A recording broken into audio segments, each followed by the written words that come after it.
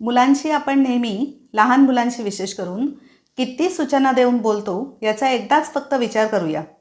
सकाळी मूल उठल्यापासून म्हणजे ॲक्च्युअली मुलाला उठवण्यापासून ते रात्री झोपेपर्यंत आपण नुसत्या सूचनाच देत असतो. अरे उठ लवकर, उशीर होतोय शाळेला. किंवा रात्री झोपताना चला झोपा लवकर, आता उशीर झाला, शाळेत जायचं आहे ना सकाळी. नेहमीची वाक्य फार कमी, सूचनाच भरपूर. जवळजवळ 80-90% आपल्या सूचना असतात आणि सहज सोपं असं बोललेले गोष्टी अगदी कमी असतात.